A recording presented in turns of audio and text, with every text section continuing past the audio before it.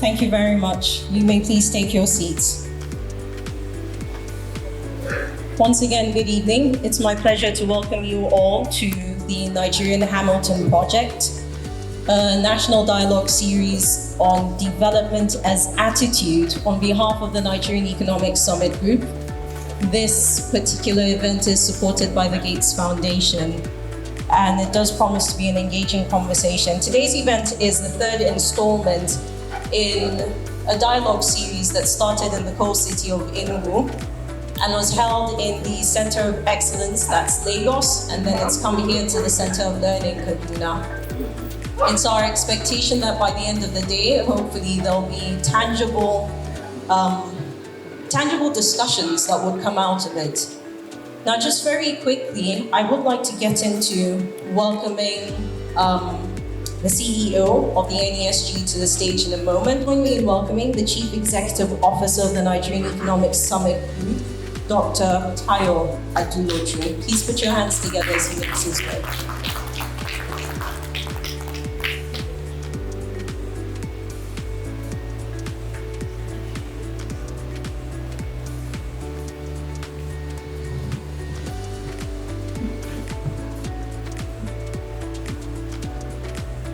So good evening, Your Excellency, who's represented by the Permanent Secretary for the Federal Ministry of Finance. Will be joining us in a minute. To a very distinguished set of statesmen, leaders from across business, government, civil society, a very distinguished panel whom we will introduce in a minute. Leaders that have shaped the trajectory and destiny of our past, present, and I dare say our future. Our key resource person for this dialogue. Good evening, ladies and gentlemen. Because we will have time to introduce our key guests, I will, at the beginning, just not try to overlay these remarks with too much of procedures. Maybe the first thing to say is, why this dialogue? This dialogue is born out of a simple logic that you cannot shape development without going to engage. In fact, you cannot transform anything you have not engaged. And engagement cannot happen in Abuja and Lagos alone, and we simply engage Nigeria. So, what we call the Hamilton Dialogue, somebody said, why did we borrow an Oyibo name? Was the first challenge. Was maybe to just reflect on an approach. The Hamilton model is an idea driven by constitutional democracy that says the ideas that form and shape democratic governance and its development come from the people. And so you have to go to the people and dialogue to get a sense of what ideas are useful for their development, and that should drive ultimately what leaders gather to discuss. So the Hamilton dialogues will happen as dialogic engagements across many states. They are driven by expert material. In this round, the material is a book written by the very erudite, distinguished Professor of Economic Development, Professor Osita Obu. And each dialogue is then interrogated in each region by experts that come from that region, or at least that understand the development dynamics, history, present, and aspirations of the people. And we will pull those ideas together and form some white papers, some policy briefs, and maybe some new research areas. These outputs will go back to think tanks like Arewa House, the Northern Elders Forum, the Northern Governors Forum. Some of these ideas will go back to political parties, especially their institutes, and some of them will just be upfront recommendation to those in power. So, in each location, we are solving for the same material in this round. Development as an attitude. We've been to Enugu, we've been to Lagos. Now we are in the beautiful, peaceful city of Kaduna. And it's a pleasure to be here. So give yourselves a round of applause if you made it here. The second question I've been asked is, why did you pick Arewa House? And it's interesting that I'm explaining to Nigerians why Arewa House, because it should need no explanation if our history was still working properly. This is historically the home of a pioneer leader of our dear republic, Ahmadu Bello. This was his residence. It was from here that the ideas that shaped Nigeria's foundation were formed. And so many years later, I think in the 70s, this became a cultural heritage center. And we felt that if a think tank like NESG was coming to the north, the place to go and house the partnership for the ideas that we will build together over the next few years for the Northwest, for the Northeast, for the North Central, for Northern Nigeria, should be housed with an able partner. We want to thank Arewa House for giving us this hall for free. So by the way, it wasn't like they said, NESG, you have to come and pay. They received us here, understanding the weight of the assignment and the dialogue. And we want to thank the director, members of the management for doing so. But I would like to get out of the way quickly, because, ladies and gentlemen, when you have a room that is full of distinguished leaders, you know, the president of the Kaduna Chamber of Commerce, maybe one of the most erudite business leaders of our time, Alan Falalu Bello, a former minister of finance or planning, you know, distinguished intellectual in his own right, business leader, Dr. Shamsuddin Usman, an erudite businessman that has made Kaduna his home, Dr. Sheldon Falomen, a lovely wife. One of the most powerful, you know, someone said the era of super permanent secretaries are gone. I said, no, I met one in my lifetime. Hadia, Habibal, just a force of nature, and all her time in government was transformative with the work we did.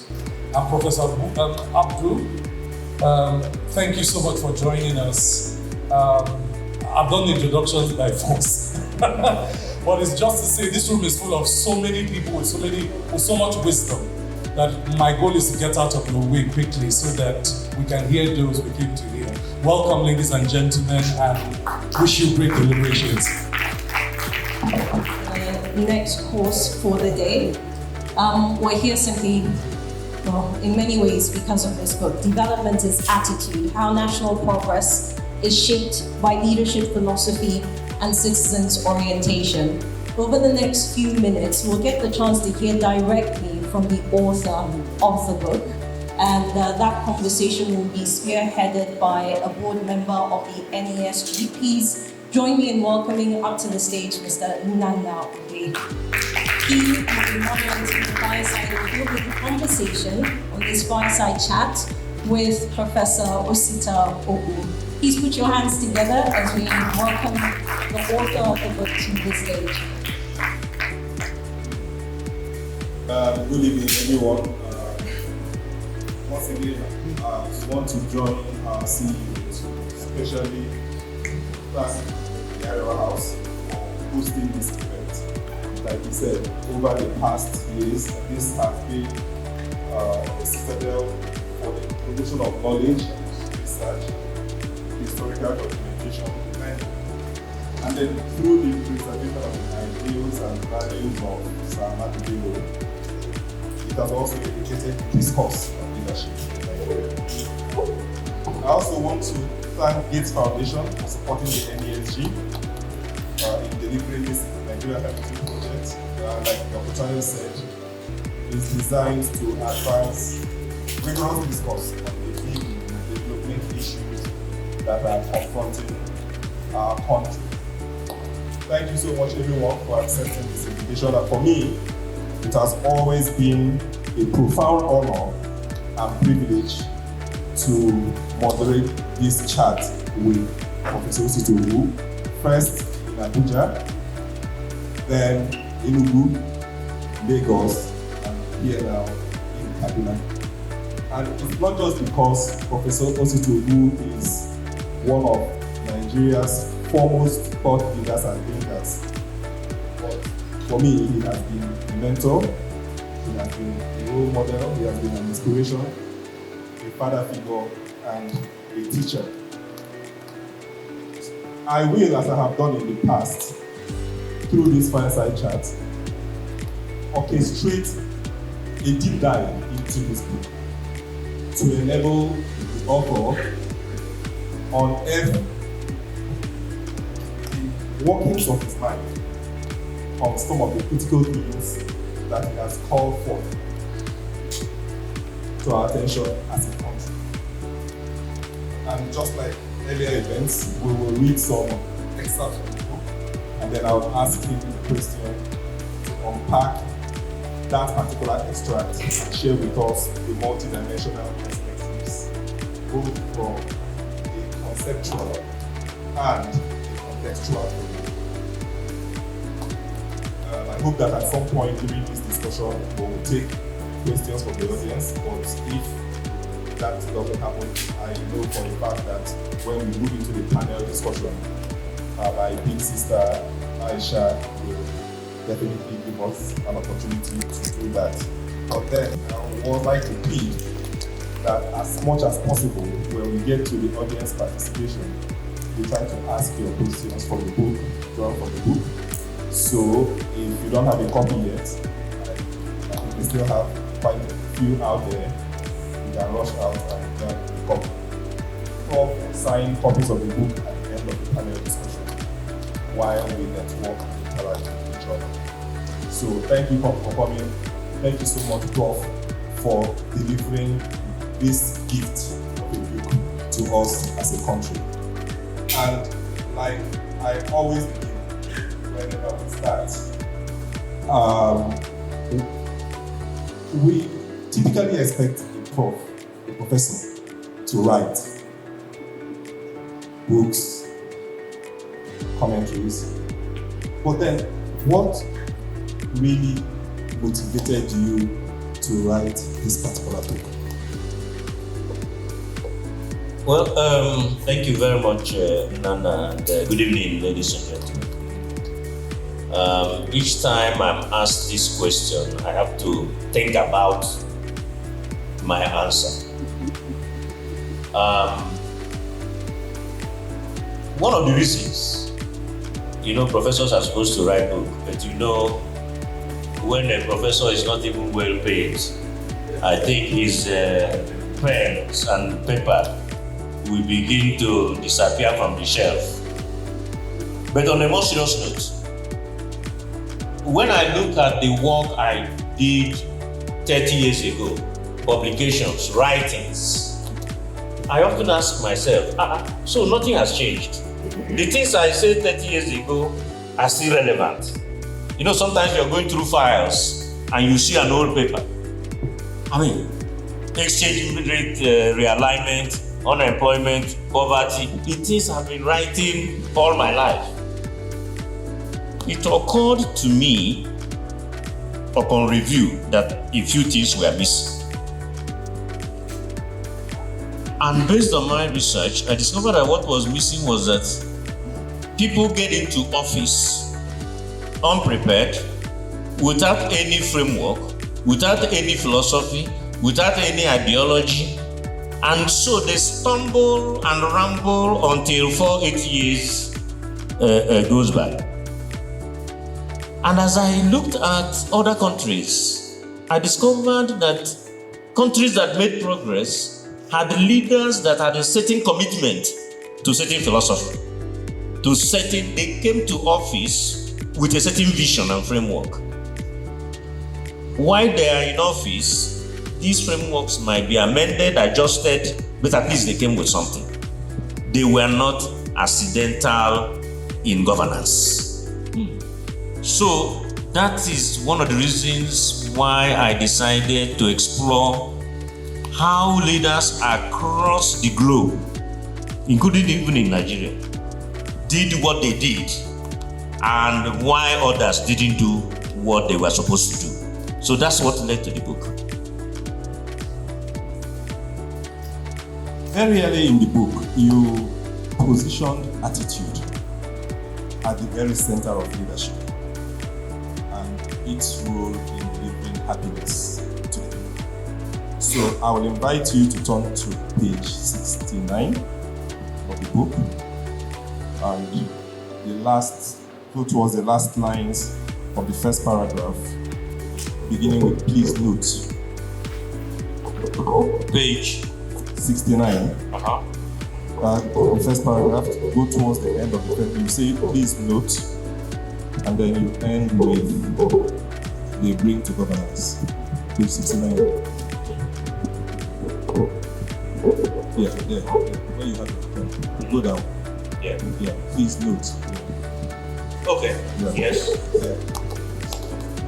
I should read that. Yes, please. Please note that while the calculus of happiness may differ, happiness knows no tribe, no ethnicity, no nationality, and no religion. It is the product of one's interactions with the socio-economic, political, and legal ecosystem in which one finds oneself. This ecosystem depends on the state, its leadership, and the attitude they bring to governance. Yeah, thank you.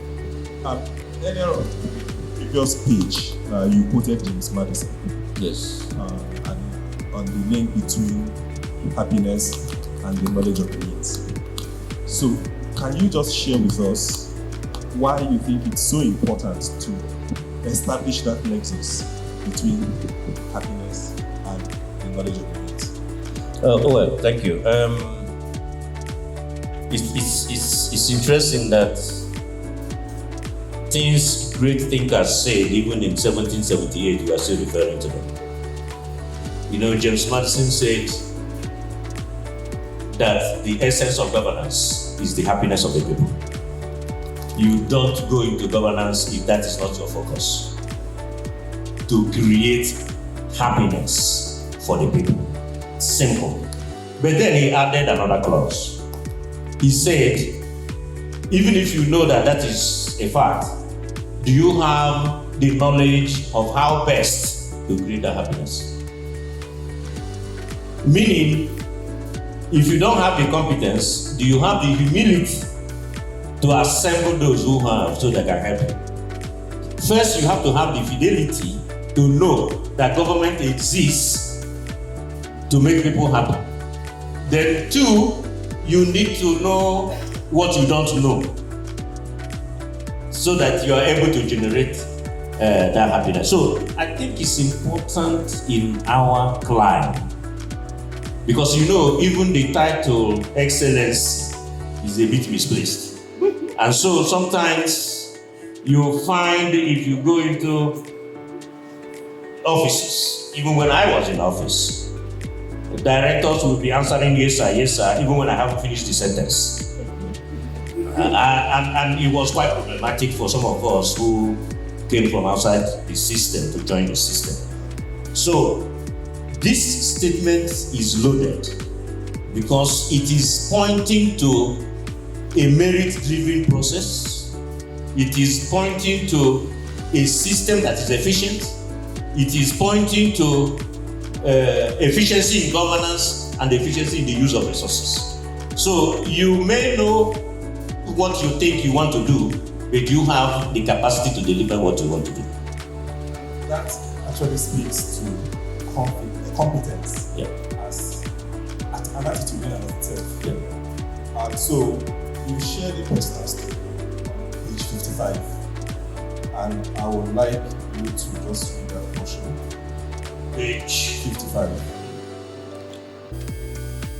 As they together illustrate our working incentive structure, the vision for competence and ability, a strong benchmark for ethnic proclivity, and how performance, innovation, and citizen welfare are very far from the minds of many policymakers in our land. In 2006, I was the cabinet minister responsible for national planning. One of the parastatals under national planning is the former research institution, the foremost research institution in Nigeria, the Nigerian Institute of Social and Economic Research, NESG, based in Ibadan. I met a very literate chairman of the governing council of NISA, and I advised the president to effect a change in curing the anger of senior policymakers from his area. I advertised the position of the DG of NISA, and in care of the wrote a threatening letter of a major political player from the city where NISA is located. And a couple of years later, I became the chairman of a reform-minded governing council that was dissolved 32 years after inauguration, even though we would have given NISA its first strategic plan. Multiply these experiences, these paralyzing attitudes, several times over, and you begin to understand why social and economic change has been difficult, and why many, with good intentions, will soon succumb and become part of the chaos system. What do you think the rest of the nation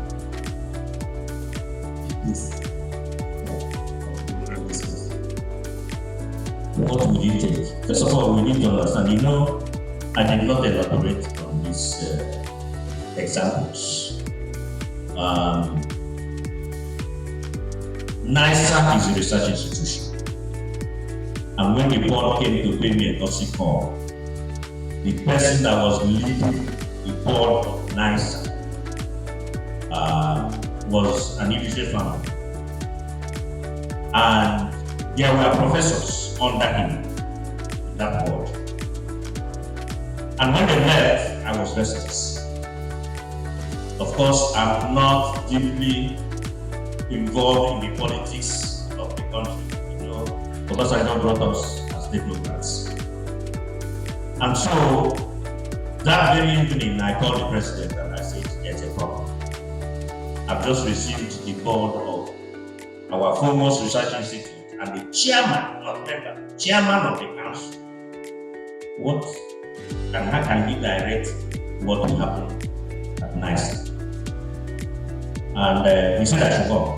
So I went to his house, we discussed. Of course, when I told him, he laughed and said his politics. I don't understand his politics. But he then invited me to send him a memo.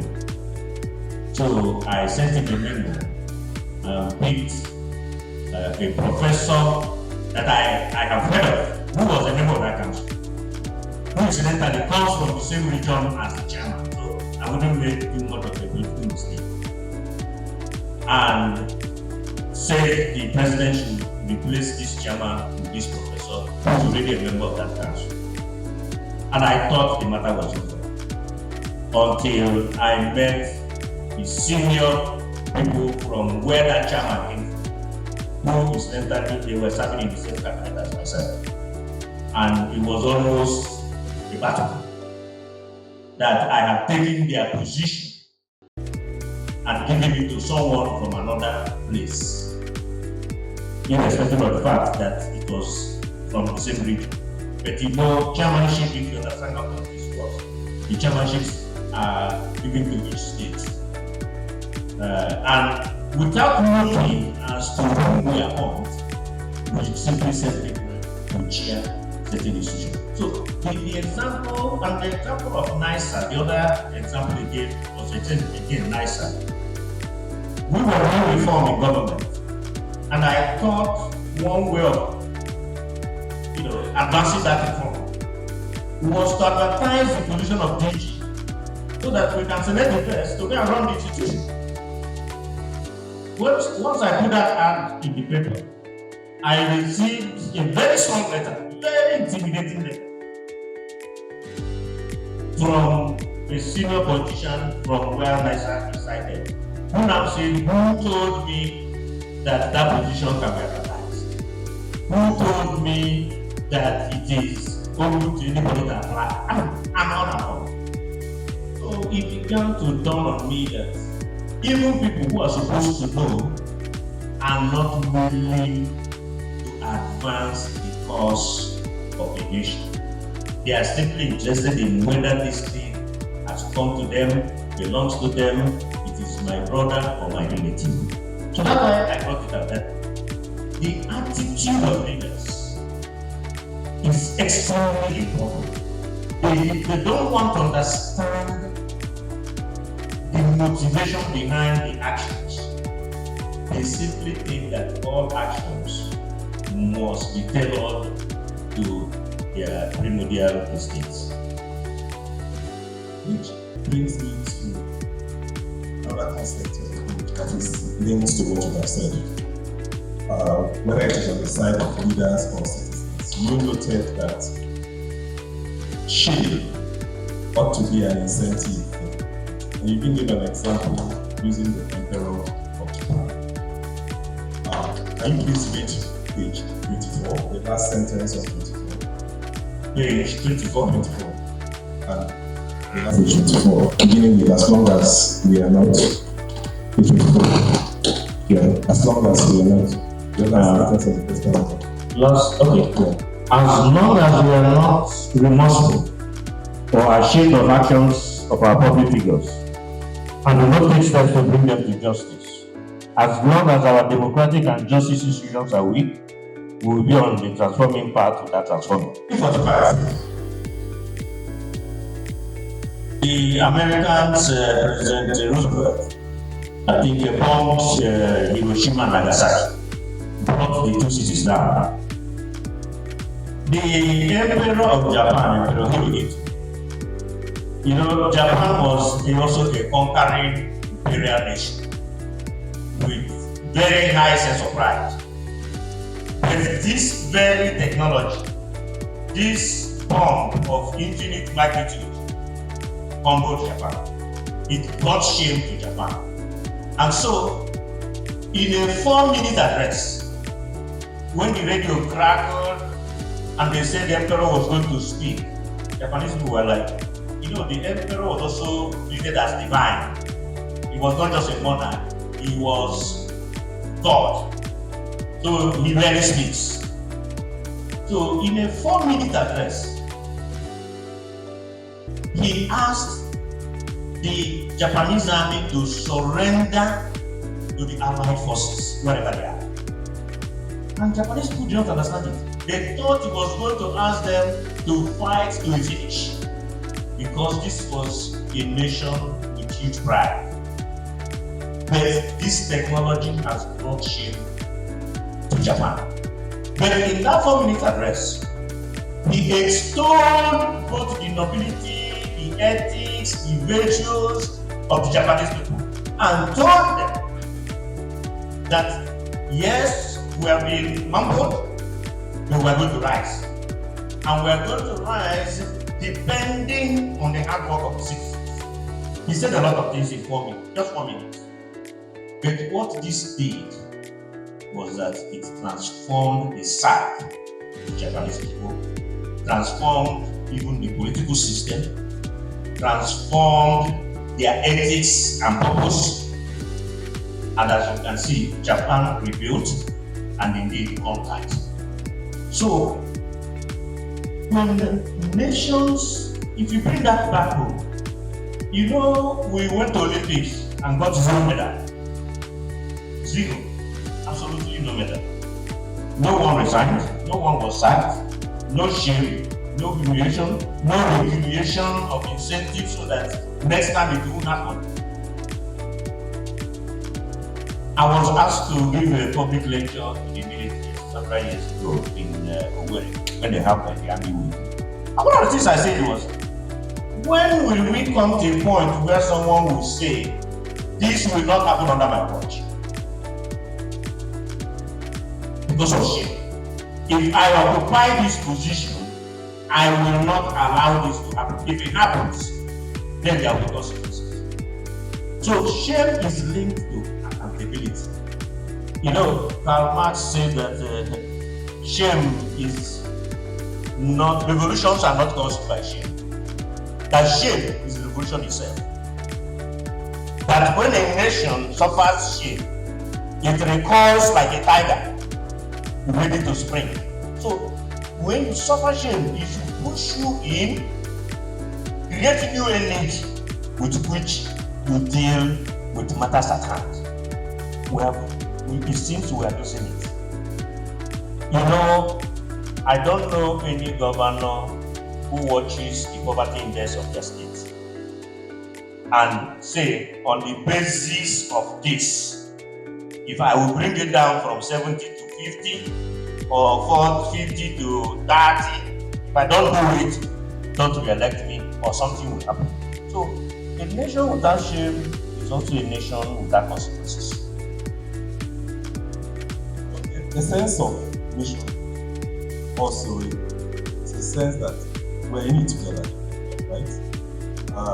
It's a matter of our collective prosperity. And it's interesting, there was an article you wrote which you quoted in the book on page 59, of the first paragraph of page 59, where you practicalized this concept of a sense of nationhood, a sense that we're in it together. The reality of the North-South divide, where Jonathan should appoint a national coordinator for the North. The premise of this article is that we are one nation and plan to remain so in whatever form it takes. And there are very important reasons for re-examining the current form. I was making the point that available statistics show glaring and significant differences between the South and the North, and that this gap is not healthy for the nation. My point was that this was not a northern problem, but a national problem that required a national solution. So, what's the underlying philosophy in this proposition based on national development? No, if you read the history of developed nations, let me give you a quick example of Malaysia. Under Mahathir Mohamad, a very brilliant national plan was crafted by their National Planning Institute. And the man said, I love this, but I'm going to put it aside and create a sense of nation first. That we are diverse. You know, Malaysia has Malays, Indians, Chinese, and others. But what he saw, he wasn't happy with. He said, let me create a sense of integration, a sense of belonging, a sense that we are different but one. What he calls Bangsa Malaysia. United in one purpose. So the essence of this piece was to say what happens in Boronu cannot be Boronu Mata alone. What happens in Aba cannot be Aba Mata alone. That if we are one nation, we must be addressing the regional disparities, the inequalities, the difficulties in various sections as a nation. Not to say, I'm not absolving the governors in their responsibilities that they owe the citizens. But there are national responses to issues that I wasn't seeing. And so I was actually appealing to the courage of the president. Because, you know, presidents are surrounded by people who give advice. And it's only a courageous president that steps outside that team of advisors to do things that are bold, that unites the country. So it was a call for unity, that The progress of one is the progress of all. And one part is not making progress, we all must be concerned about it and see how we address it.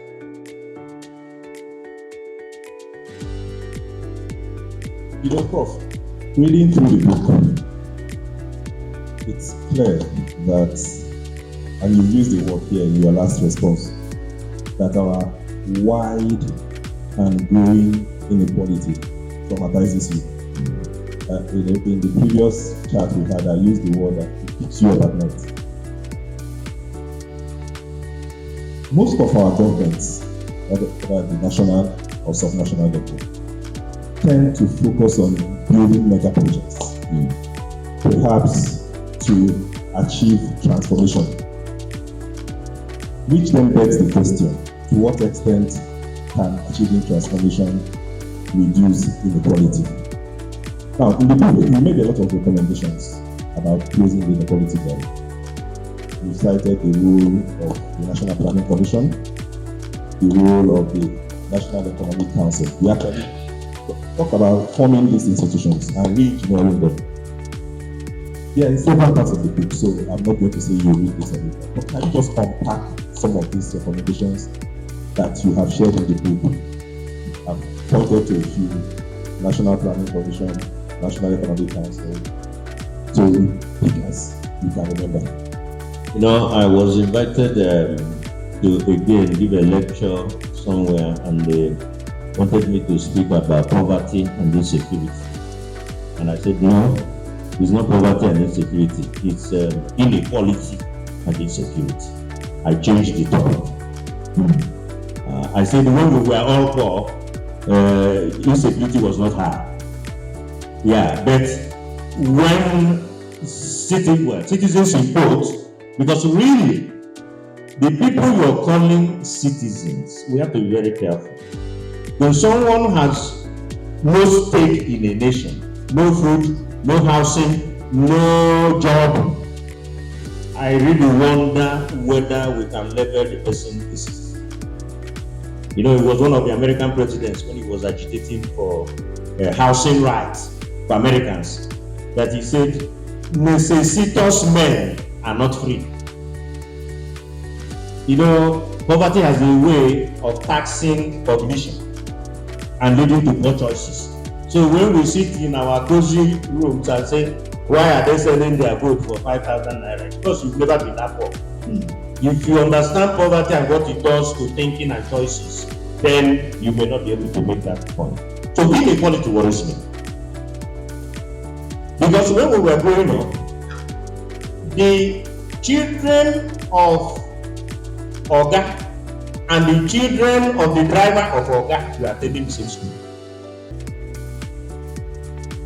Listen, the driver will carry the children, the children of Oga, children of driver. We didn't have all this multiplicity of private schools all over the place. So it gave them a level starting point. That's how the children of drivers also became professors. But what have we done now? We have abandoned the public institutions that is the basis for living for those who are not as privileged. Because all of us have migrated to private schools where we send them. You know, we have even abandoned the universities because we can also send our children abroad. So the inequality of now is even less than the inequality we are going to produce in the future. Because my children, the children of the elite, have access to good quality education, which will enable them to command better jobs, and the income gap will keep widening. So my point is, why is this not obvious? That part of the crisis we have arisen from people feeling they are not citizens, feeling excluded, feeling, and I give the example, and I said, if I am a father and I'm not able to enjoy the prosperity of now, but I am conscious and aware that the state as made it possible for my children that they will enjoy the prosperity of the future, I will work hard. But supposing I know that I'm not enjoying it, my children will not even enjoy it. So on what basis do I exercise the responsibilities of citizenship? So inequality requires that we go back to public institutions to strengthen them. Part of the reason why people drop out of school is that they know that they are not learning. That the schools are not producing enough for them to really even attend schools. And so we need to check the quality of those who are teaching. We need to check how we are investing in these schools. Because poverty is cured when you increase the assets of the poor, when you increase their capacity, when you increase their productivity. What we are doing in Nigeria is poverty alleviation. We are not creating prosperity. We are not interested in creating prosperity. Otherwise, we will not allow the manufacturing sectors all over, the textiles, to die. We can't. Poverty alleviation, what do they call it in the other regime? Money, something they are distributing all over, 5,000. That's alleviation. That's not prosperity. But you talk about the role of the national plan. Yes. National Economic Council. Yes. Just within 1 or 2 minutes. Well, the National Economic Council in particular, which is supposed to be coordinated from the now Federal Minister of Planning and Budget, is a very important institution that brings both the states and the federal government together. My experience is that council has essentially become where you go and ask. In those days when we were in government, it is where the excess crude account issues will come up. We need to share it now. It's already raining in our state. You shouldn't save for a rainy day. It's already pouring. And so on. It's supposed to be, in my view, where you can incentivize and catalyze production in states. If the federal government has a pot of money and it says, Region A, we know you have these raw materials. Can we receive a proposal that we begin to use this to industrialize your state, so that we can partner with you and the private sector to kickstart? Federal government will provide certain incentive, whether in terms of resources or whether in terms of donor coordination, in any form. I expect the National Economic Council will be where we discuss these relationships that are based on incentives, that are based in a production, that are based on reducing poverty. That is one reform that I think can take place. The other reform has invariably even happened, but to what extent? You know that we do very beautiful plans, and one of those plans was even done when the minister that is seated here was minister. But you will notice that each time a president goes to National Assembly to present a budget, very little reference is made to the plan, because the elite, we have not agreed on where we are taking the nation. And so the executive is saying one thing, the National Assembly is saying one thing. The president sends a budget to National Assembly, and what returns to the president does not resemble what he has sent. So there is a certain disjointedness even among the political and economic elite as to where the nation is going. You described development as a resolution of contradictions. I don't know how many more minutes we have. I would invite us to list a bit of these contradictions. So if you go to page 86, let's see how we are. Page what? 86. 86.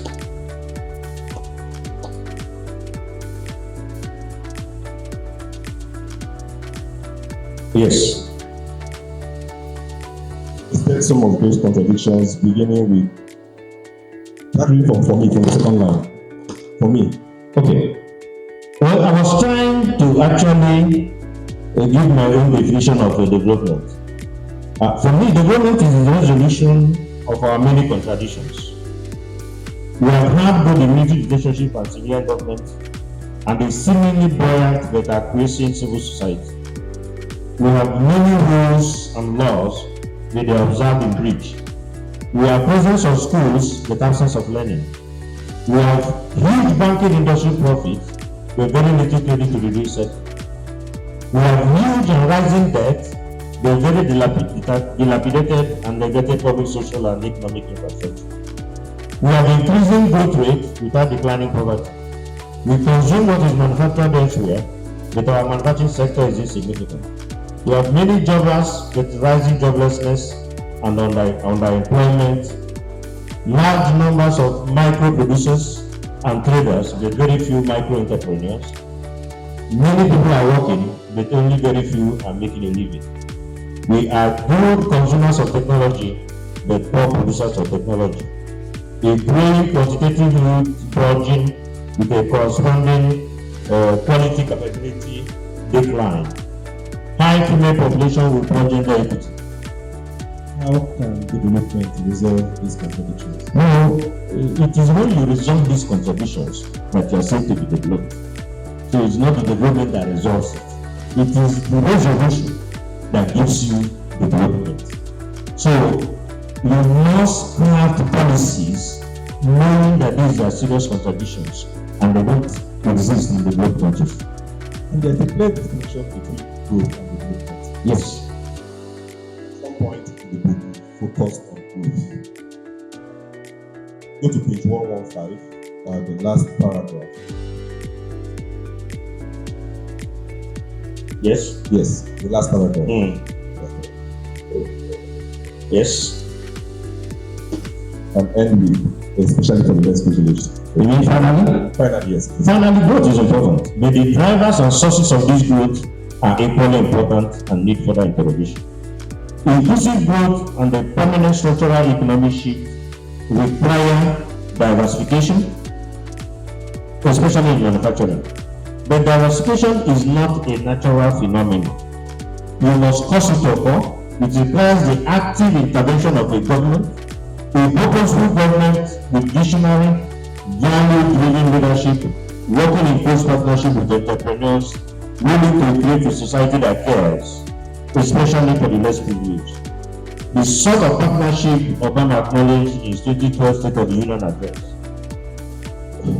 For subnationals, how can they create the necessary preconditions for the manufacturing sector to thrive? You know, manufacturing faces a lot of disadvantages, including first mover disadvantages, because of lack of prior leaders or experiences in that sector, especially with infrastructural problems.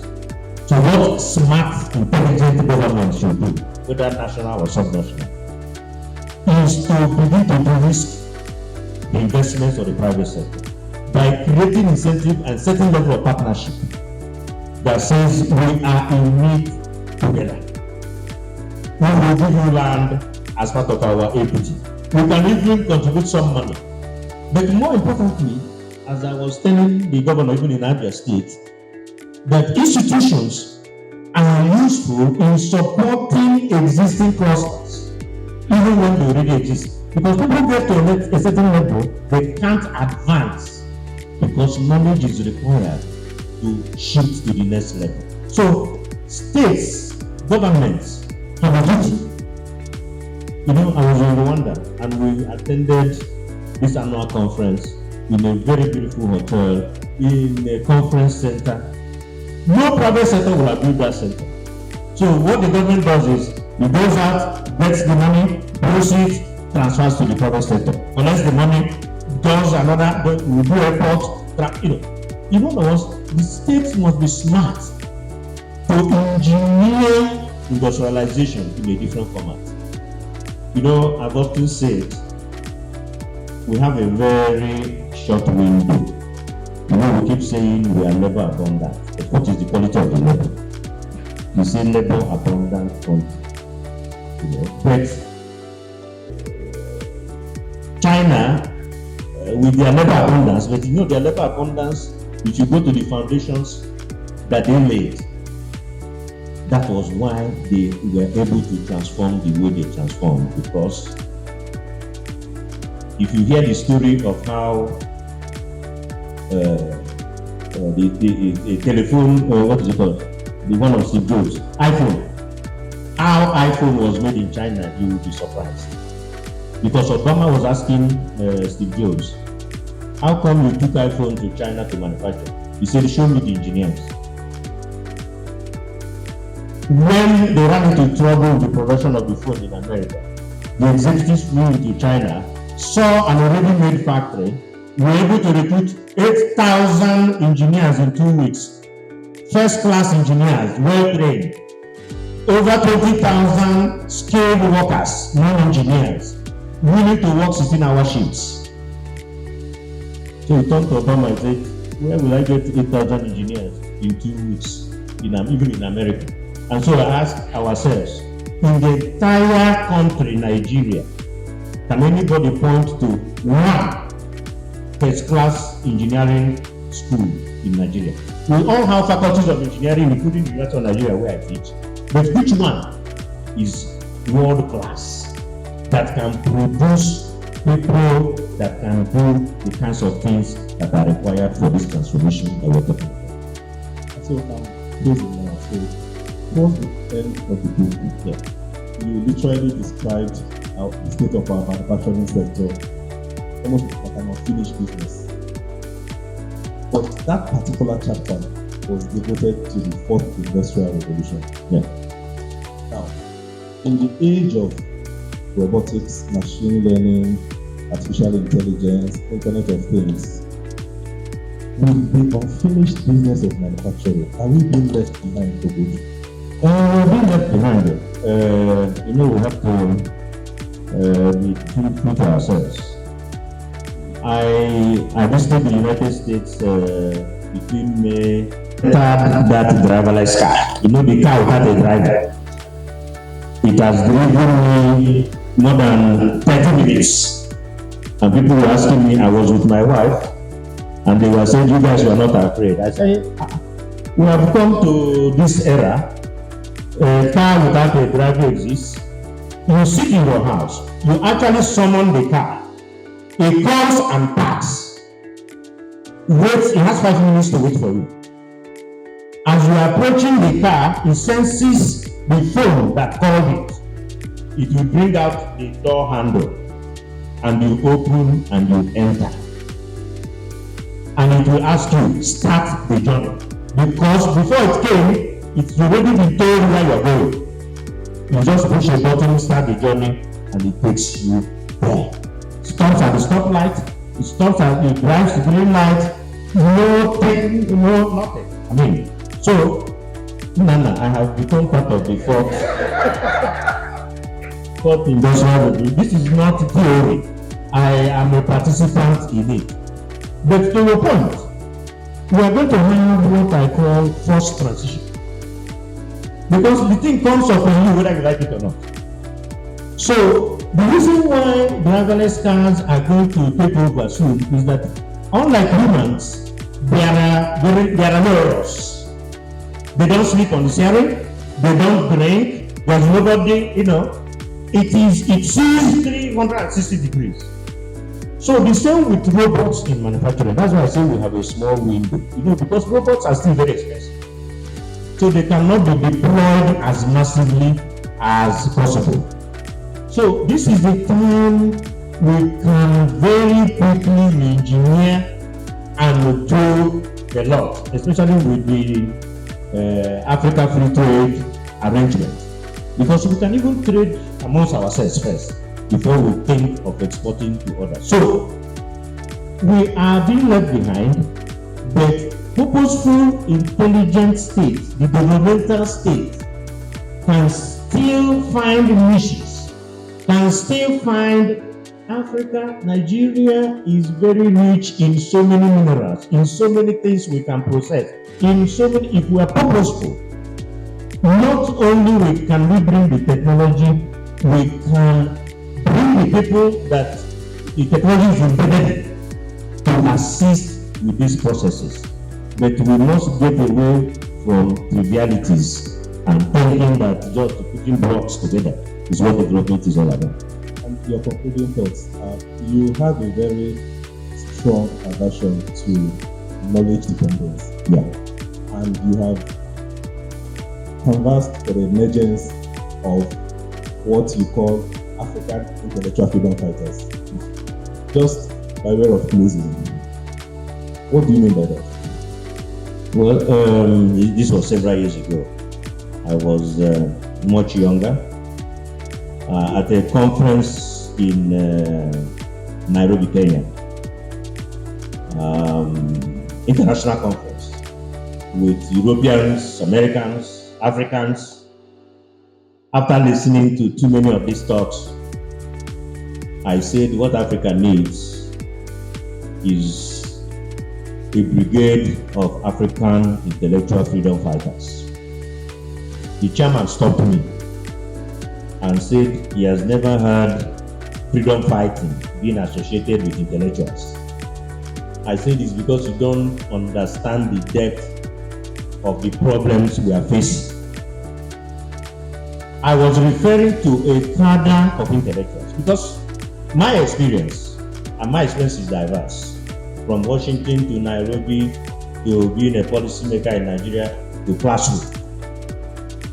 I have seen very knowledgeable Africans who do not have the courage of their conviction, who are willing to run away from their own conclusions, who are scared that their conclusions will contradict what Washington is thinking.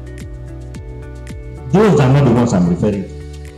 I'm referring, when you're a freedom fighter, you're courageous, you have conviction, you have a sense of purpose, there is a change you're pursuing.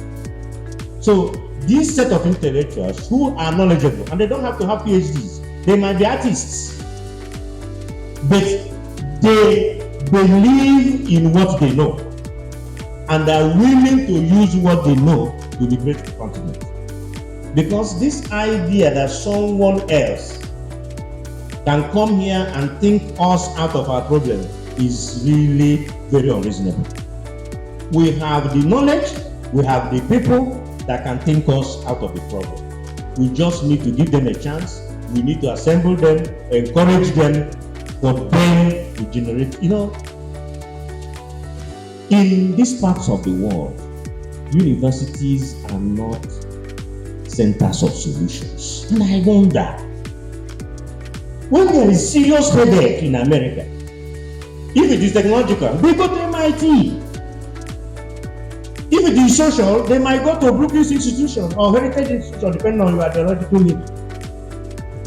Or University of California, Berkeley, or Yale or Harvard. In Israel, the Hebrew University is a center of solution. We think the university is set up to produce students, not to solve societal problems. That's one of our tasks. Thank you very much, Dr. Sudegudi. A round of applause for us. Thank you. Thank you, sir. Thank you. You want to join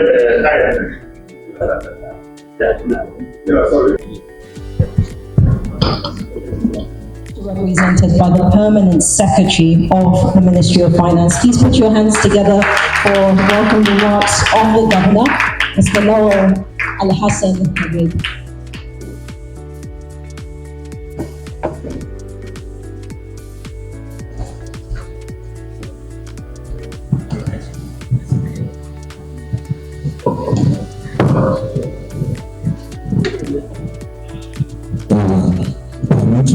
Is to stay in the existing protocol. Distinguished ladies and gentlemen, organizers of this remarkable initiative, esteemed colleagues, invited guests and participants. It is my singular honor and privilege to deliver this brief remarks on behalf of His Excellency, the Executive Governor of Kaduna State. Who, due to personal state matters, cannot personally be here this evening. He has, however, asked me to convey his warm regards and best wishes to the organizers, participants, and distinguished guests gathered here. Permit me to commend the vision behind this project, which seeks to emphasize that true and sustainable development begins with a shift in mindset. Development is not only about policies, budgets, and infrastructure. It is also about cultivating discipline, integrity, innovation, and responsibility in our daily lives. When development becomes an attitude, progress becomes inevitable.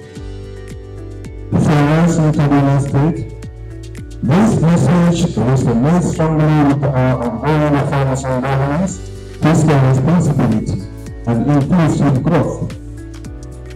We recognize that the financial management and resource allocation, it is employment and attitudes of both leaders and citizens that ultimately show the trajectory of sustainable development.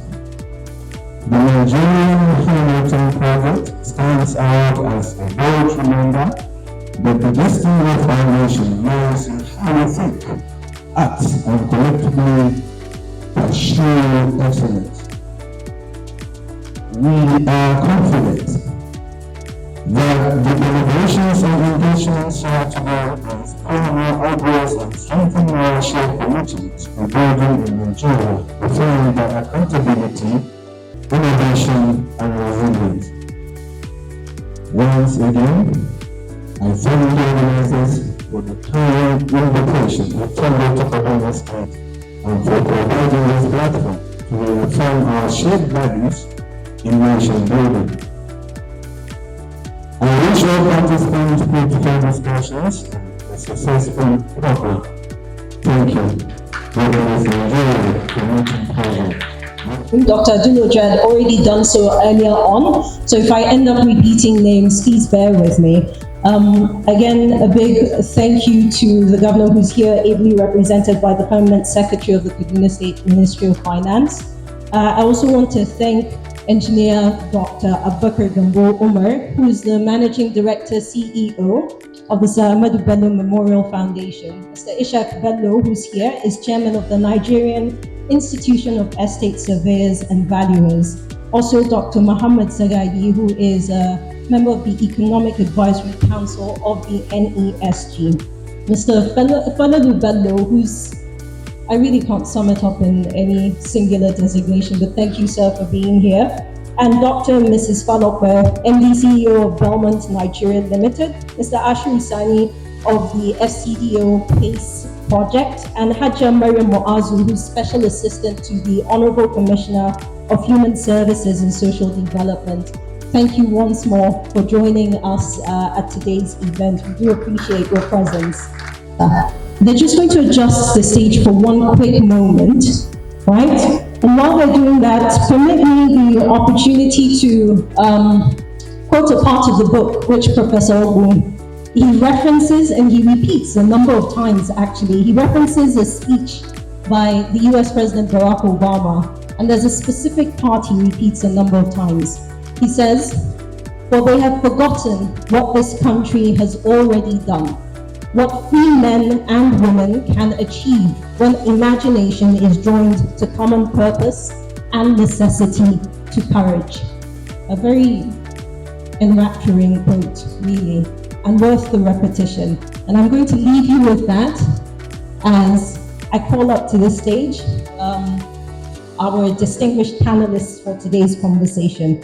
Please join me in welcoming Professor Miriam Abdu, who's Professor of Finance at Faculty of Management Sciences at the Kaduna State University. Professor.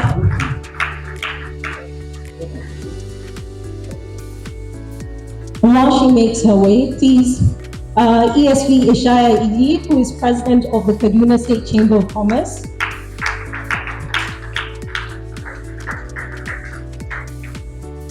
As he makes his way, please join me in welcoming Dr. Habiba Lawal, who is former Special Advisor to the President on Policy.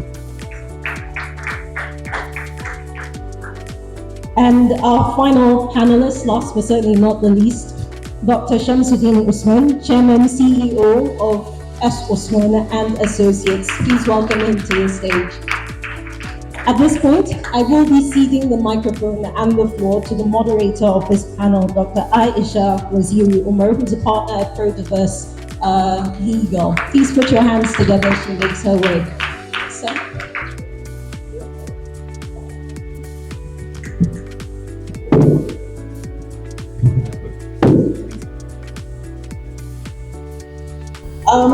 A very good evening to everyone. As I was introduced, my name is Aisha Waziri, and I'm here to moderate today. I have my distinguished panelists, and I'd like to thank the guests for all coming, and I hope that you enjoyed this thought-provoking session, which is going to be based off of the professor's book. And I will just quickly start so we don't waste too much time. But before I start, while Professor was talking, I just had this French saying in my head, and it goes, the more things change, the more things remain the same.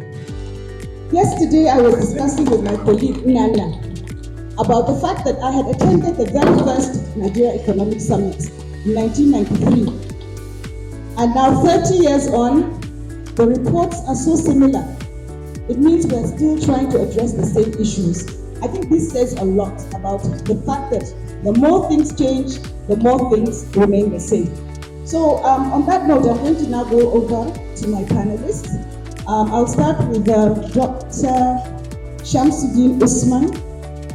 I think he doesn't need any introduction. He's a household name now. Former minister, planning, of course, and budget, which is very key to this discussion. So, Doctor, I'd like you, in using the backdrop of this book, to tell us if you think that in the 25 years of democratic rule in Nigeria, have there been any achievements? And also, what are the most persistent weaknesses? Thank you very much. Let me first start by acknowledging Professor Ogu and congratulating you for this excellent book, and also appreciating the NESG for inviting me to participate. I think we'll say probably 26 years of democracy. And I'm an economist. You've asked me a political question, so I'll give you an answer that a typical economist will give you, which is on the one hand and on the other hand. On the one hand, we've achieved a lot of progress, even in terms of the politics of democracy. The form is there. We have had 26 years of continuous rule, changing over from one government to another peacefully, even though occasionally with disputes that go up to the courts. We have the instruments of democracy, the 3 tiers of government, the 3 arms of government, electioneering, political parties, and so on. Now that's the form. What about the substance? Unfortunately, that is where the challenge is. There is form, but there is no substance. Now, what is the substance? There is no integrity, there is no accountability, as the author has said, and there is not active citizens' participation. The citizen has actually been made almost like a no-factor as far as our politics is concerned. In a book that I published last year, called public policy and agent interest. We characterize that as the fact that the social contract between the citizen and the state has broken down. There is really no social contract in Nigeria as you have it in other climes, where the government says, we will take care of your security, of your education, of your health, and a few other things in return for the taxes that you are paying and your behavior, civil behavior. Unfortunately, we've lost that. So that maybe is on the positive side. I mean, one can cite even 3 examples of saying, at least in terms of form, we have made some progress. 1 or 2 of those examples, I was there. Now, the first one is probably, you can say, third term is gone, is dead and buried. I don't think any president or any governor will try to go for third term. We buried that. But the tension that arose, I was in the Yar'Adua government, the tension that arose in the handing over between Yar'Adua and President Jonathan.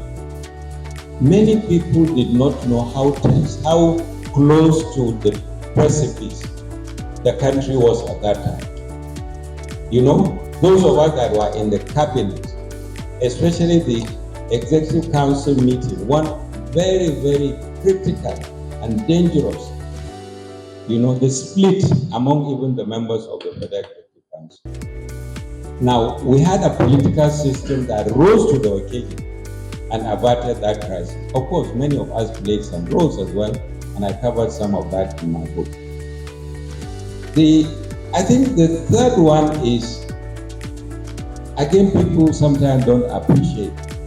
A sitting president picked up his phone before the final collation of results and called the other contestant and said, congratulations.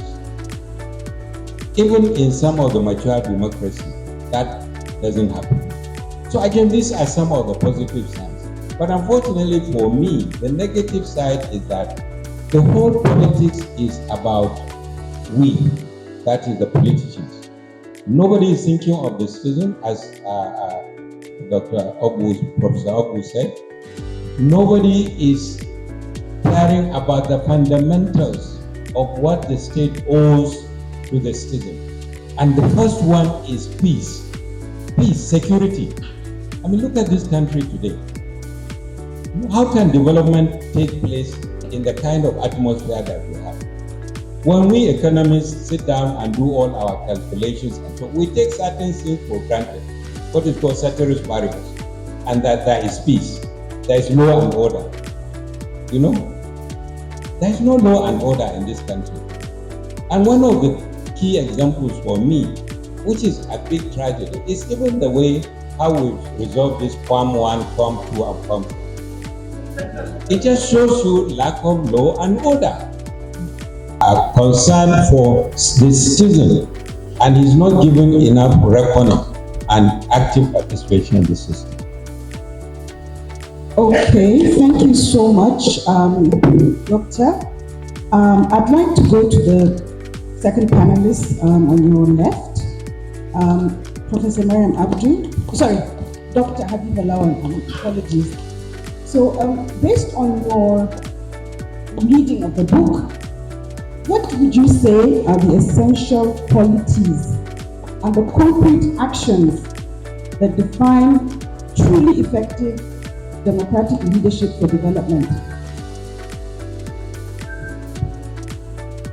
Thank you. I would also like to join my other colleagues to appreciate the author, Professor Ogbu, and to say I was one of those civil servants while you were the Minister for National Planning that eventually rose to become a permanent secretary. And I will not say more, maybe when we meet again, maybe a few episodes during the budget defense. So that being said, I would also like to thank NESG for inviting me to be part of this panel. From the reading of the book, what comes across to me, what I understand is that the essential qualities of a developmental leader are many. Most especially, it depends on his leadership philosophy. What values, attitudes, integrity, competence, capacity, or how much of those does he bring to the table in leading the country to the shared expectation? Or she. He or she, yeah. In fact, it should be she. I'm saying this because we need to unpack many things. We need a leader that is fearless, is optimistic, ready to transform, to be able to manage diversity, to be able to manage inclusivity and ensure it happens. Those are a few. We also want to see that maybe one of the essential qualities of a leader is his ability to build consensus within the citizens of this country. We're assuming that Nigerian citizens agree that they are citizens based on all we have had already now. Because there is need to, for us maybe to further define who should be a citizen.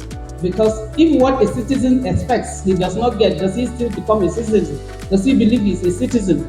That's another discussion for another time. So those are a few of the attributes or qualities that we expect a leader to have.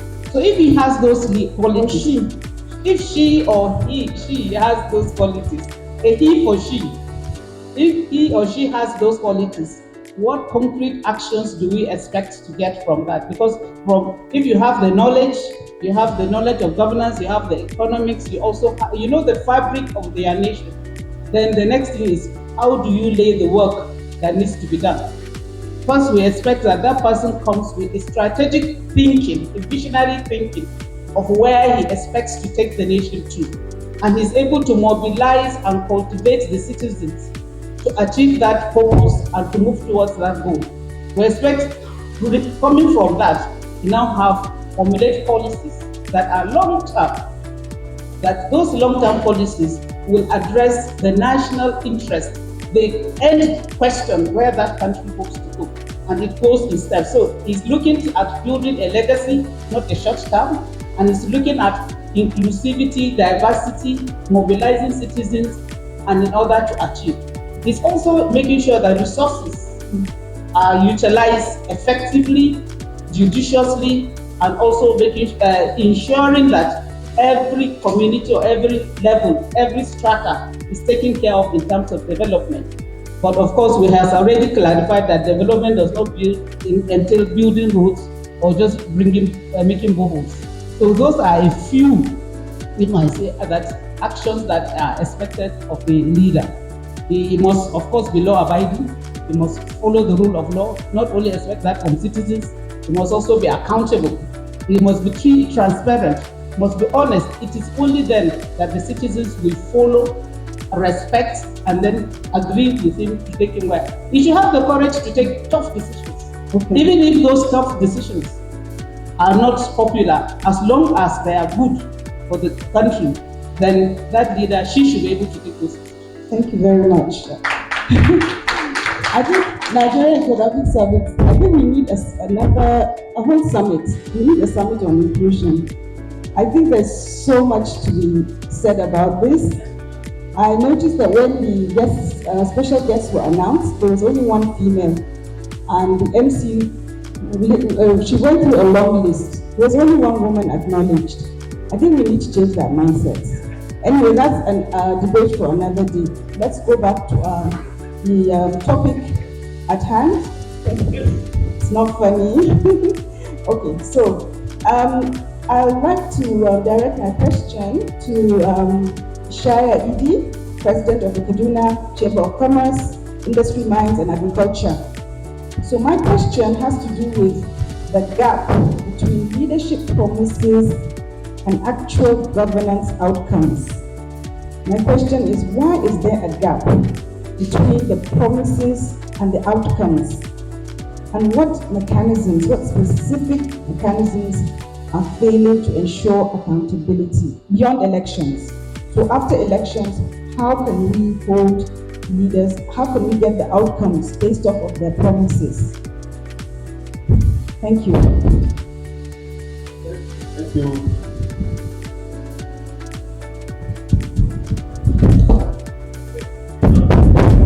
Thank you. 2 minutes. Thank you, ladies and gentlemen. I have been given 2 minutes within which to say or summarize all that I want to say. I have gone through the book and even deciding to write about the attitude of people or leadership in this country is a commendable thing. I feel we should commend the writer. And after going through it, I found out that the basic things that affect our leadership in this country are, first of all, the leadership recruitment process. The process of recruiting our leadership. The leadership here, I consider the political leadership and the leadership within the civil service. How do we recruit them? I remember in those days, if you are a senior civil servant from level 08, it take us to the High Court to go and swear oath of secrecy.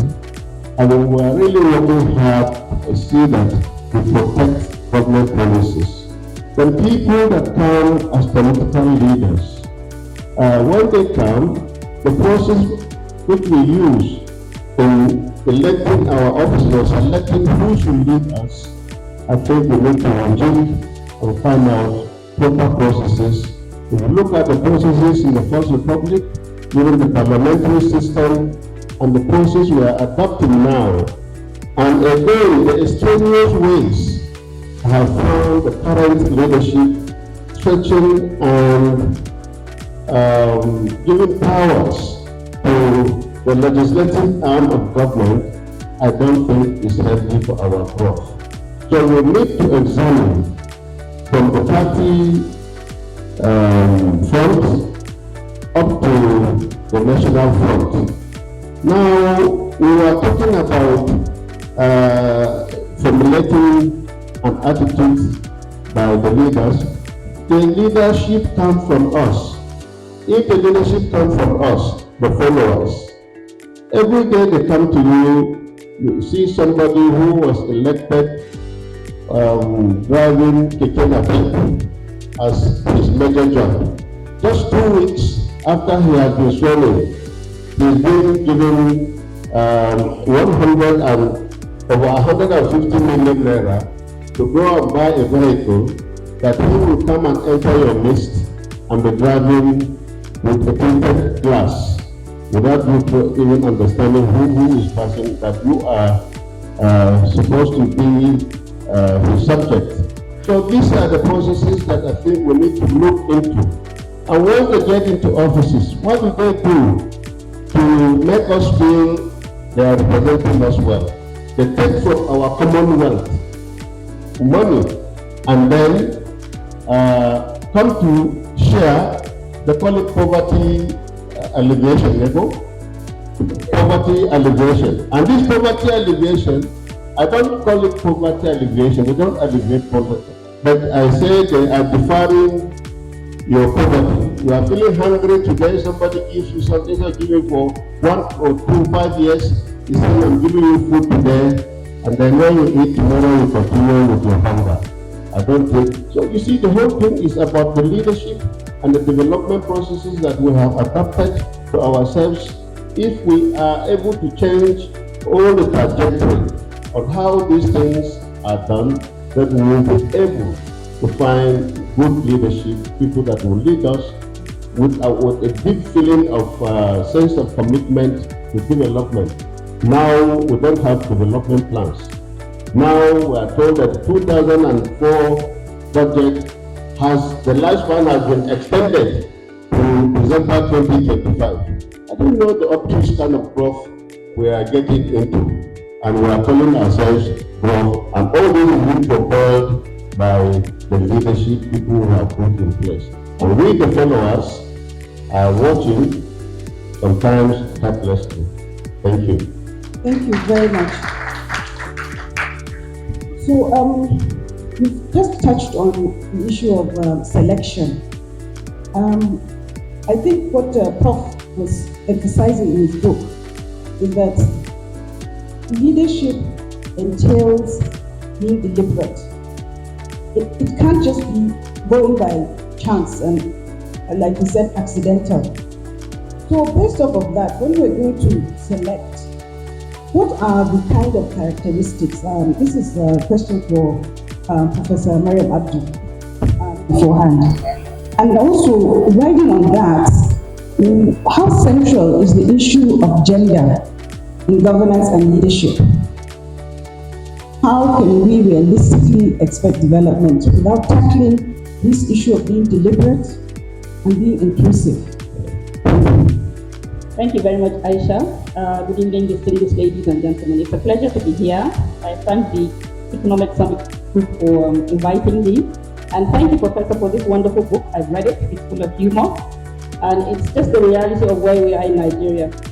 Now, Aisha, I'll start with the second part of your question before I come to the first. That's the issue of gender. Since the Beijing Declaration, I don't know how serious this country has taken the issue of gender in its governance and policies. There should be women directors, there should be women in government. You know, we should have a voice for women, but we're not really clearly seeing it, unfortunately. I think about 4 years back, I was part of the committee that screened the local government chairman for Kaduna State when Governor Nasser El-Rufai wanted to have the elections for local government chairman. I was part of the committee, and the commissioner for local government and chief community affairs called me and said if I would want to be part of the panel. I said yes, I would surely want to be part of the panel. Now in that panel, we had the women commissioners were there, and you know, the team was there. But when the delegates came, I can tell you there was no lady that was contested for the position of local government chairman in Kaduna State. So we need to be very serious when we're looking at gender issues. If you look at the National Assembly, I think we have only 4 females in the National Assembly, out of a chunk of about maybe I think 100 more senators. So it doesn't over well for this dispensation. The same thing if you go to the House of Representatives, you see that there isn't much representation of women in the House of Representatives. So really, I think we need to stand up and look at the issue of women, gender representation in governance. If you look at the president of Tanzania, whom I admire very, very much, she's doing so well, President Suluhu. She's doing so well with the economy. She has transformed education, infrastructure, manufacturing industry, you know. So it's encouraging. I think women should really have a chance to be in governance. We have a deputy governor in Kaduna State who is a very hard-working lady, Dr. Sabwa Balarabi. And before this particular election, she staged a group called Sabwa Queens, which was part of it, which I was part of it. And her idea was to see women in governance. It hasn't gone really deeply, but I want to plead to the nation to actually look at the issue of women because we're a key player when it comes to our governance. Now, the first question was on, can you remind me? It's essentially, I think you've answered the question. It's to do with how we can ensure that because leadership has to be a deliberate decision. You have to have an aim, you have to have a plan. In the same way, when it comes to selection of leaders, it also has to be deliberate. Yes, it's very important. When we're selecting our leaders, we have to select leaders with integrity, with morality, with foresight. We cannot afford to have leaders in this dispensation with having no structure on ground, no foresight. They should think ahead, just like what Professor Osita was saying in his book. We should have leaders that have the intelligence to address, to look at issues forward, to address issues. Integrity. Currently we have a deficit in integrity issues, something we should address. So we should be very careful in choosing our leaders. Foresight, integrity is very key, very, very key for national development. It erodes corruption. Okay. Thank you. So Professor Ugu talked about, but it's fundamentally influenced by the attitudes and consciousness of both leaders and citizens.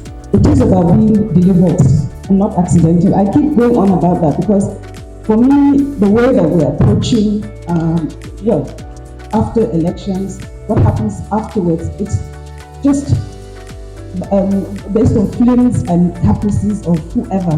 Whoever is closest has the ear of the governor or the president. Who's the last to see him that night probably changes his mind.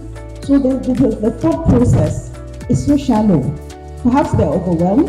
That could be the reason, I don't know. But I know that maybe they intend to. But at the end, when they get there, they find they're overwhelmed, and unfortunately they start to delegate even their cooks sometimes and their drivers sometimes. You can get across to them through those different avenues.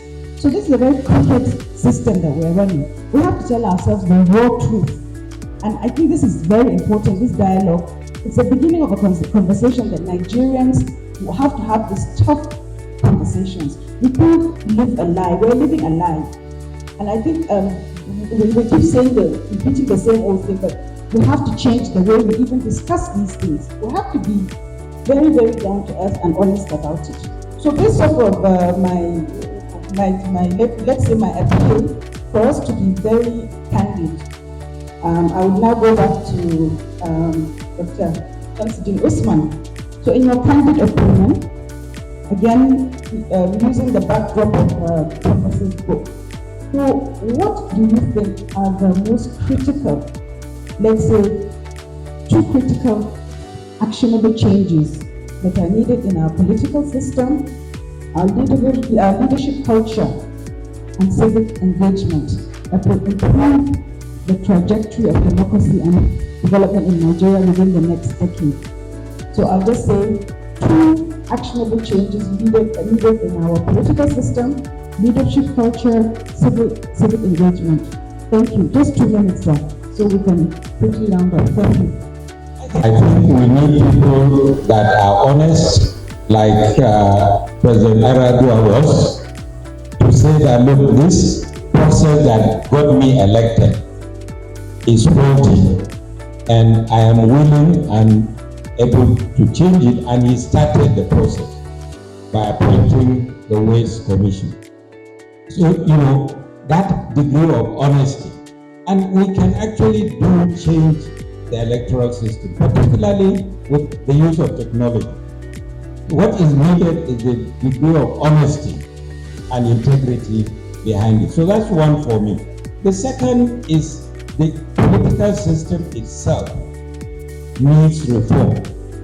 The problem you have, unfortunately, is that those who have the power to reform the system are the greatest beneficiaries of the dysfunction that is in the system currently.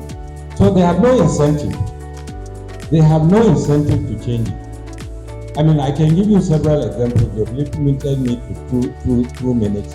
But my first assignment as Minister of Finance was I got some economists with myself. We worked out a simple macroeconomic model of Nigeria's economy. And I went through this committee, organization assembly, that committee, presenting to them, trying to show them, look, if you just add 100 naira to this particular budget, this is the implication on employment, on poverty, on this and that.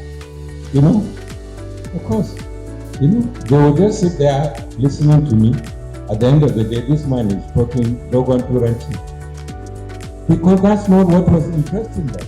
Their interest is, at the end of the day, how much is going to go to my constituency project? How much are you putting in my constituency? That's all. So you can reform the political system bit and bit. But honestly, I think for me, the system is such that they made it very difficult to come in, for any honest person. The way that it's almost like an investment. In fact, it is for them an investment at the end of which they want to reap a big reward that is not deserved. So what do we do to that? I think that is the $1 million question. And maybe I should leave it to experienced politicians like Thomas and me, who have been out there on the field and the philosophy of the PRP. You know, and I think that's it really. Because I served as a director of budget under him. Those were still the days when it was not the government that funded political parties. It was the ordinary citizen who was so committed ideologically. These, tailors, shoe shiners that were contributing money to fund the party. That was how NEPI PRP. You know? So I think one important thing again that will address that is reform of the financing of the political parties. In the United States, there is a law that guides this. You can't spend beyond a certain number. When one of the gubernatorial candidates that lost recently told me that he budgeted about 3 billion naira and spent more than that and still failed to make it because he said of the manipulation that took place last month. Not because he was not popular, not because he didn't get votes, but the results were manipulated at the last point. Thank you. So, thank you. Okay, I'm so sorry to have to rush a little bit. So we talked about financing and the fact that a lot of elected officials feel it's an investment and they need the return on investment. So now, I think yesterday, yesterday I had a discussion with Professor and he said something that really struck me. He said, poverty and democracy don't go together. So they're incompatible.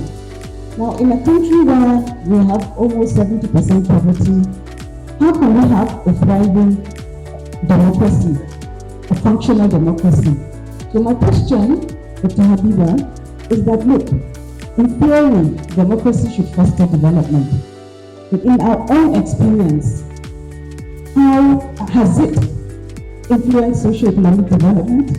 And if it has, where is the weakest link? Or has it been counterproductive? Thank you. We have 2 minutes. I want us to go around so that we can get questions from the audience. Thank you. Thank you. In my view and also in my experience, in addition to reading the book, I don't think democracy has significantly improved socio-economic development in Nigeria. It has improved movement, like Professor Shemsuddin said, you hear the movement, things are moving, but there's no tangibles. So in effect, I don't think we have gotten that. And even where we have what we can call a few tangibles, they are not significant enough to be able for you to lay your hands to say that these are worth all the resources and the energy and the temperature that has been expended. And for me, I think we have more of the weak links. The most of them, which is what we're saying, is it has resulted in increased insecurity. For me, that is one of the fundamental causes of insecurity in our land.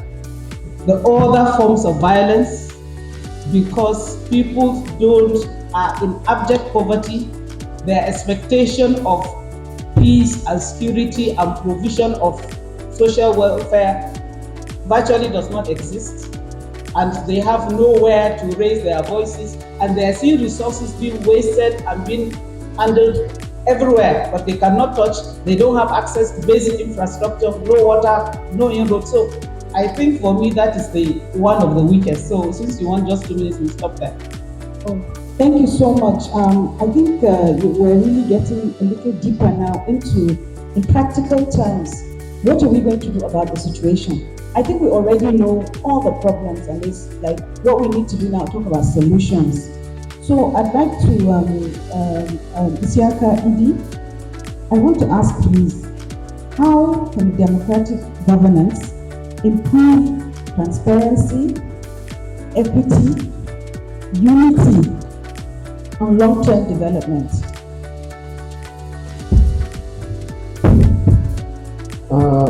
When we say democratic governance, that by itself, connotes a lot of things. Democratic governance at what level do real democracy start? Is it at the process of recruitment, when the political party are being formed, when the leadership who should lead the political parties are being selected, or when the representatives are being elected? So at what process? I used to remember I was talking about democratic humanism, which was a thing that, when you look at it, it was a propaganda that was being done at that time because of the exigencies of the moment. But in Nigeria today, I sit down sometimes, I ponder, I wonder, how do we even start solving the problem of Nigeria? Let me tell you, we were involved from 1999, we were involved in the political process, and at that time we were political leaders in our various communities. When they bring the ballot boxes for election, you collect the ballot box, you are already thinking of somebody that must win the election by whatever means. I remember I told them at a certain point in time, I said, look, gentlemen, if we don't stop this process, one day we'll be looking for people to come and vote. They will refuse to come out and say, go and do it the way you are used to doing it. Recently, by-election was conducted in Kaduna. I read in some polling unit that are supposed to have about 500 electorate. They said only about 10 people come out. Will it be true? Why the apathy? These are some of the things we need to look into critically and tell ourselves the truth, how we can go about to see that we elect people of credible character. Another thing is the incentives. Like during the parliamentary, the election, the incentives people get, elected people get, reduce them. Make local government councillors, make local House of Assembly members, make them part-time. And there are real people who are prepared to serve their communities more than the ones that have used their money to buy where they are, that don't have the opportunity. This, until we are able to look critically and go into such a process, by whatever means, I don't know, or it will be difficult for us, as long as the highest bidder gets the position of the political party, the highest bidder gets the nomination, because that is what they call delegate in political parties, when they select who should go and contest. And the delegates are they clap their hands, I'm entitled now to become a delegate because of the amount he was going to get from the person who is in office. And like the Shamsuddin has said, all the people that are contesting, they are investing. The first thing they do is how do they recoup whatever they have expended. I can't understand this kind of system we are going into in this country. We all know, all of us, that the system we are going through will nosedive us, will get to the ground, then to get up one day, I don't know who will raise who up. I think you've touched on the issue of incentive and the price at the end. So what I think you're touching on is the end result of an election where the winner takes all. And when we say the winner takes all, really literally takes all. The power is everything, or she is everything, even though we don't have any governance. But anyway, he or she is everything. They hold the keys to the war chest. They hold security votes, this fuel subsidy, earnings, all these things are there in their hands. So of course, at the end of the day, there's so much incentive, and people will do anything to get there because the price. So I think one way of maybe perhaps considering is how to reduce the powers and also the finances available at the end. So, but that's going to be a very difficult thing because just like Dr. Shamsuddin said, the people who are supposed to change are the ones that are benefiting from the system. So it will be very difficult to convince them to do it. I guess now we have to talk about the citizens. So perhaps if the people in government are not, don't have the incentive to change because they're benefiting, how about the citizens who are suffering? Is there a way, this is for Professor Mariam Abdu. Then, of course, I'd like to refer to Professor's intellectual freedom fighters. I think you mentioned that. So do you think that this notion of intellectual freedom fighters might be something that we take away from here and say we're going to start to develop intellectual freedom fighters who are going to keep hammering and hammering on this until it gets the message right, gets to the people who are governing us? So I know this is a very packed question, but I know you're good at unpacking. So over to you. Thank you so much, Aisha. Well, you see, when we're talking about citizen engagement, it's fundamental. It's paramount for a functioning democratic system to work. Now, when the citizens are not happy or they don't have any confidence in the system of governance in place, definitely we're going to see a deficit. So to answer your question, I'll say the citizen engagement is quite new. Now, when I was reading Professor's book, there was an item, there was a part in the chapter of his book that caught my attention and I found very, very interesting. Now, this was the part where he said he brought in about 30 senior staff of the Federal Civil Service who were trained in Kaduna State to look at work ethics and values, and he posed the question to them on a scale of 0 to 10, if I'm not wrong, how would they rate the allegiance to Nigeria? And most of them said 0. He was dumbfounded, but that is the true position of the situation. Now, if you look at citizen engagement, what are the democratic benefits that we have? What are the governance? What are the benefits that these citizens have achieved? You look at poverty, you look at industrial development, infrastructure deficit. You know, we need industry just like what we say. So the issue of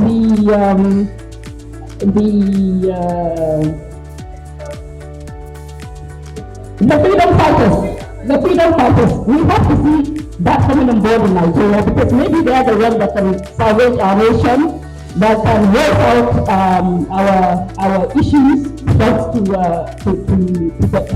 build in power. Because everything has been said here. If you look at democracy, you look at money politics, you look at the lack of industrial development, you know, and just like you said, there has been no functional local government election in Nigeria at all, across the nation. There is no state government that conducted local government election that there was election. Each and every state government returned almost 100% to the exclusion of all other political parties. I'm from Kaduna State. 23 local governments of Kaduna State, 243 councillors, all were APC. And in any case, the elections were going on, at least in Zaria, when the results were announced on the TV. This has happened, and it's a factual statement. I wish the governor were here. And how can there be progress when we are not having election? There is no election in Nigeria. The second example I will give is the latest by-election of 16 constituencies across the nation. Again, I will give Kaduna State. At least in Sabongari, we saw what happened. Lists of APC and PDP supporters were jotted down and monies were given to them for voting. How can there be democracy without election? So as far as I'm concerned, sir, I respect what you said at that level of Federal Executive Council when there was flat on vote. I agree. But at the real political level, we are not making any progress. There can be no democracy in any system without election. And we don't have election in Nigeria. That is the very fact. I am prepared. And to say that in Kwale Kano, there will be election of NNPP. It's not just the APC or PDP. It's every state governor. In Kano State, there was no election. Everything was NNPP. I'm just saying. So I'm just responding to what my uncle said. And that is a statement of fact. Now to my question, and I'm happy there are so many economists here. There's one there that I've been arguing continuously. From 1984 to date, they've told us they have voiced liberal economic policies on Nigeria. No subsidy, liberalization, devaluation of currency. From 1984 to date, let them come stand up and tell us, have these policies worked? That is why we are poor in this country. Poverty has been weaponized. That's why people are being bought and sold. So are these liberal economic policies working? I see 3 economists, a number that are here. Why can't we abandon what we're doing wrong and begin to change? You say there is no subsidy. When even the most capitalist economists in the world, the US economy subsidizes agriculture. We don't want to subsidize our own. We only subsidize fertilizer that ends up pockets of dealers. And we all know this about. We believe this can continue. So if you cannot answer this question for us and the government, I can assure you that in the not too distant future in Nigeria, there will be violent revolution. Politician speaks, the vote does get dropped. And luckily he's also an economist. I want to appreciate the eminent persons here, particularly my mentor, Dr. Johnson Guzman, and the author, and my associates all in the NESG, and to appreciate the fact that the NESG has made attempts several times to identify matters regarding change of attitude, that is regarding mindset. I was asking the DG, which was the number of the summit that addressed this issue of our universities churning out graduates who are not useful, and many other challenges. Now, flowing from a number of presentations, and I did also read the book, not only in part. What we borrow from Malaysia, particularly matters of think global, act local. Largely in Nigeria, there are fundamental issues which my senior brother here tried to address through the political issues, the matters of corruption. Now, until that issue is properly addressed, all the issues of conciliation, and particularly when we hear Dr. Johnson Guzman, Professor Ogu, and the rest, what they say is all things being equal. So they never get equal. All the options that are being postulated hardly fly the route. Now, what I want to say, I want to appreciate what you have done in your book, and what you have done and what others have tried to contribute, and to say the whole responsibility is not on the general people. That is what we call in Africa Bagarumatani. It is on those that God has endowed, like you, that you have written books now, to continue to propagate the books, and then through associations, the Chances of Smart Leads, Cafe, one of the also pressure groups, if you like, to educate, empower, and all that, and there are other organizations like that. We need the professional, the continuing engagement regarding the community is to ask that this expert that we have among us will continue to work and come up with what will actually help cure corruption. It is the only issue, because no matter what you say, like he mentioned, elections will continue to be dictated by the fact that corruption has been weaponized. All those who will go to the polls have to be paid, and they are there in their queue waiting. They wait in the lunch. And if you go and meet them in the corner, they say which party, you tell them. You now give them the pay, then they go and do the voting. This is all over the country, and until you are able to elect the right leader, the recruitment process is made good. It cannot happen. So it is a few, as it said in Islam, it's a few persons that will rise up to the day. Yes. So I look forward to a united, a Nigerian body, not based on region or tribe or religion, but coming together as a nation movement. We have some, but we need those to be actually properly empowered, strengthened, to move as a national movement, to sensitize the Nigerian public on the matters of corruption, and for them to appreciate what they do. Thank you so much. Ahmad Raju, a member several times of the Joint Planning Committee of the NESG, a former commissioner in Kano State, a former president of Kano Chamber, currently national vice president of NASIMA. Oh, thank you very much. Thank you. Okay. My name is Dr. Bello, the national vice president of NASIMA, National Chamber of Commerce. I want to ask one question first before my statement. If I know how NESG gets its funding I want to know that. And I will now form an opinion about NESG. I used to hold NESG in high esteem, but I'm sorry. I didn't realize that it's a non-governmental organization, non-partisan, private-led. Professor, honestly, this is the first time I'm attending any function. I just want to refer to page 40, where you said that where justice is denied, where poverty is enforced, where ignorance prevails, and where anyone class is made to feel it is superior to others. That's what is happening in Nigeria. To me, the saying by academicians that the best military rule is better than the worst democracy. Honestly, I beg to disagree. Very soon Nigeria will come to a failed state. Very soon. With over 18 million out of school children, and it will continue. I'm sorry to say, Nigeria is a country that has been consistently inconsistent when it comes to policy. Nothing will work, and we can never make any progress. So what is your question, please? I asked the first question, and you answer me. How is NESG funded? Yes, I want you to answer me. Okay. That's it. Second question?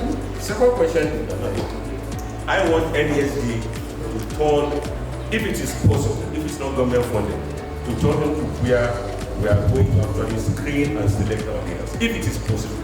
But if you are being funded by government, forget it. There's nothing you can do. Okay, I can tell you that it's not funded by government. It's non-government. I don't know, it's absolutely no. Can I just say, the Nigerian Economic Summit, the Nigerian Economic Summit is private and public sector partnership. So anyway, let him answer. Gigi, please. So I'm the general manager, so let me answer you. So we have never been funded by government. We have always been funded by members, including members of the Assembly.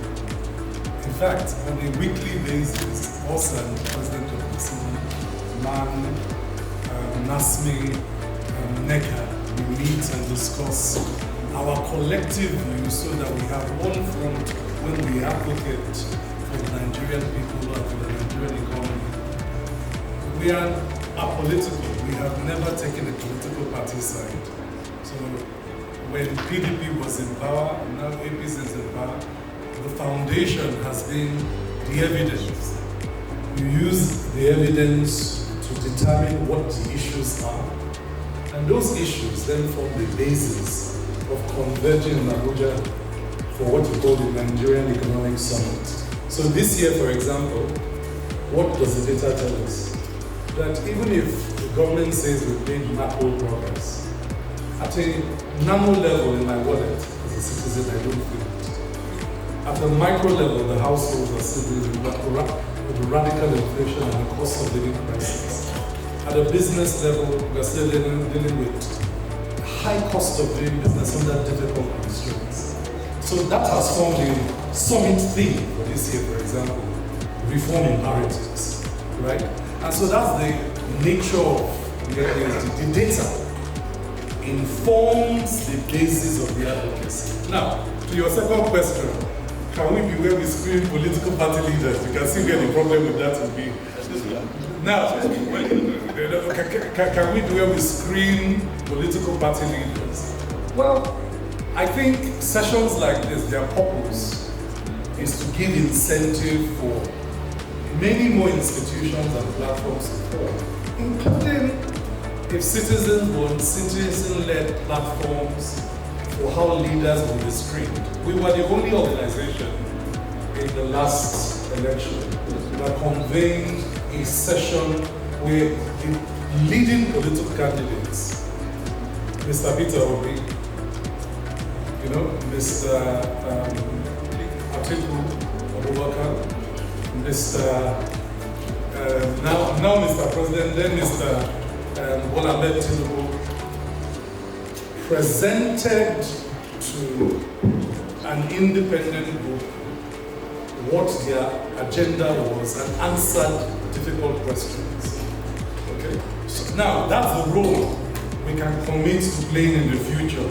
Being a neutral platform where we force political leaders and their ideas to be available to citizens to listen, ask questions so that they can go and make maybe more informed decisions. That you can have our commitment to. But I hope I've answered your questions. To some extent, yes. Okay, please, we have a link. Thank you, our panelists and Prof. I listened intently from the discussion from the panelists and even from Prof's presentation. And one thing that remained clear was the fact that Nigeria's problem has not changed in anything. The same issues of 10 years are still the same issues of 20 years. And now there's a teeming youth population, some that are beginning to enter into the corridors of governance and development. So my question goes like this: what can young people do differently that older generations, I mean, where did they miss it that we can do better? Because there's a new population that's coming up. And my second question is on the issue of gender and inclusion. I listened to the panelists mention about how Nigeria is a signatory to even the Beijing Protocol of Action, Beijing Declaration, and so many other international instruments. We have the VAP laws, we have gender policies. We have all of these things in place and nothing has seemed to change. I know that right now there's now a clamor for the reserve schemes that is going to give way for more women. But you know, in your opinion, what do you think we can do long term? Because even the reserve system is supposed to be a short term action. I mean, it's supposed to be an affirmative action that will work for a short period of time. So what long term solutions do you recommend that Nigeria could put in place that will bring women, you know, more women, especially young women like myself, into some of those kind of positions? Thank you very much. My name is Amber, and I'm a team leader at Amplify Youth Initiative. Yes. The political market in Nigeria is dysfunctional. And for as long as it remains dysfunctional, it will create huge uncertainties in the economic market. So the economy will not function. Because governance is at the root of all of this. And politics is what produces that governance. That's why I spoke about citizenship responsibility. Are they citizens? If they are disenfranchised, if you can't choose, remember, the panel raised the issue of recruitment. How do you recruit your leaders?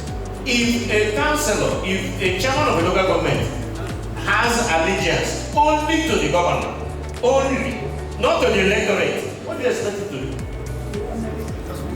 So it means all he needs to do is favor one man who put him there and hoping that the same man will return him. This is how serious this matter is. And so we need to emphasize that politics needs to be dealt with for the economy to work. On the young people, you know, when we were young, we had the same sense of idealism. And I think our young people are losing sense of idealism, meaning that which ought to be. Because you are in an environment that is so polluted. You are also becoming so immersed in it. We are saying young people should begin to agitate, be fearless, be courageous. Some of us are in the departure lounge, sort of. You know, when I turned 65 many years ago, I said, anybody asking me how it work is really insulting me. After 65, why should you be asking me how it work? Am I supposed to be working? Internationally, everywhere, 65, you're supposed to be retired. So, we expect, and it's not essentially a fault of the young people. We are also not teaching you right. We are not showing you the examples. We have, in this system, we are honoring the dishonorable. In this system, and you people are watching it. Examples were given. Somebody suddenly who couldn't buy a motorcycle suddenly wins an election, is writing 150 million. So, my senior brother, You know, you raised an important point. Many of us have said there is no one single model for economic development. It doesn't exist. You can quote me. Models must take into consideration the culture, the institutions of the people, the belief system. You can't fly in with your laptop and begin to dictate what can happen. No, it's not done like that. It is not done like that. That's why I say we have thinkers in this country. They don't have the platform and the opportunity.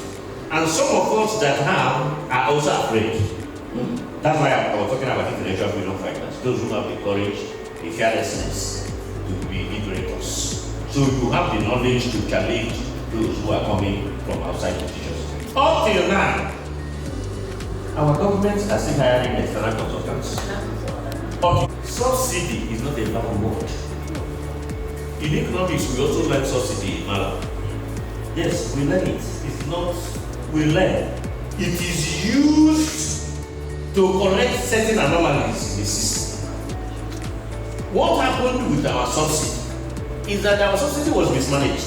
And rather than tackle the mismanagement, we threw the baby with the bathwater. No, I have said it even on national television. So people know my views on this matter. You know. And there is also a gradual approach to reforms. Nigeria was heading towards 3,000 per capita income. Heading. Suddenly, you know what it is today? $800. So the same people that gave you something to do are coming back to say, you people are getting poorer. Oh God, didn't you know we will get poorer? You knew we were going to get poorer. You know. So, but you see, that is why we're talking about deliberateness of governance. You know, some countries actually develop their forests on their own. But there's a reason. They have an industrial base. They want to export. We need to buy technology.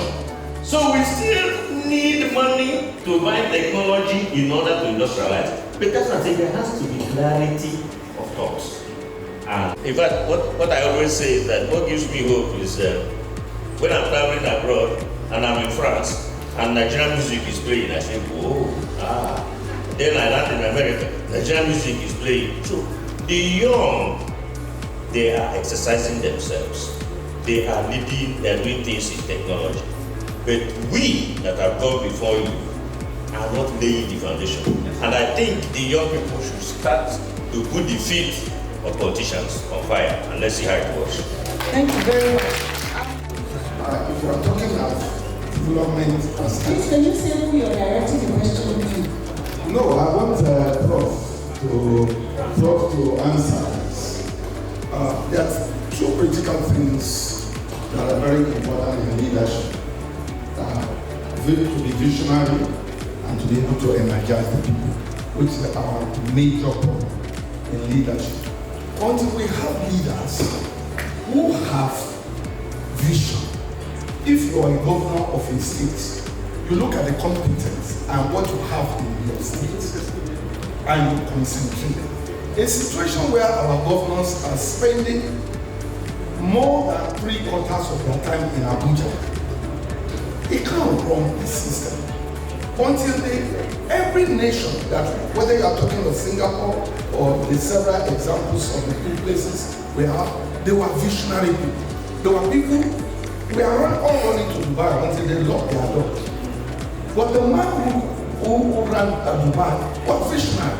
He wanted the widest, he wanted the longest, he wanted the deepest, he wanted superlative. And there's no democracy in the land.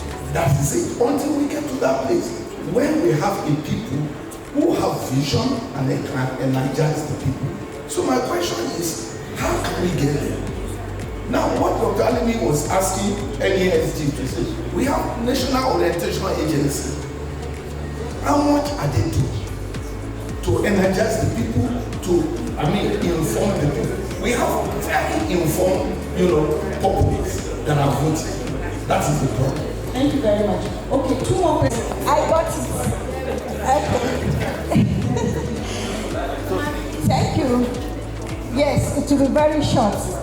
Yeah, I want to say a very big thank you for Professor Osita for this beautiful book. When the letter came to the Vice Chancellor, I am Dr. Mrs. Esther Gani, an information scientist with Kaduna State University. So when the invites came in, the Vice Chancellor sent the invites to my table, and I looked at the book. It was didn't have the details, but it was talking about economic matters, and I'm an information person who loves to read so much. But looking at the details, that's why I got someone to do it. However, I'm here. One thing I need is that I need a copy of this book to take back to my Vice Chancellor and say, yes, I attended the functions. Then when the discussions were going on, there's something that came into my mind. That's the issue of inclusive leadership. Inclusive leadership is something that other countries are practicing, we don't have. Then the second one is adaptive leadership. We need to adapt to changes. We just hold on what we know, 10 years, 20, 30, 100 years, and we don't want to let go of those things. Then it's very important that we let go and then we move ahead. Then the issue of talking about this particular event. This event is very, very far from the people. Why? Because I'm someone who deals with awareness. I create awareness, community engagement. I go around to disseminate information in very simple and local way. This event is very far from the people. And when this event is far from the people, the grassroots will not get it. The caliber of people that are here are well talented and they can assimilate. But let's find a way to break it down. My question is that, sir, organizers of this event, please, I would like you to break this event down and make it easy, simple language, broken English, Yoruba, Hausa, so that this important book being discussed can get down to the people, so that this inclusive leadership or adaptive leadership will be well understood by anybody that would like to come up for any position they want to occupy. Thank you. My name is Professor Muhammad Yudala Osman of Department of Economics in this area. When I got this invitation, I interact with Professor.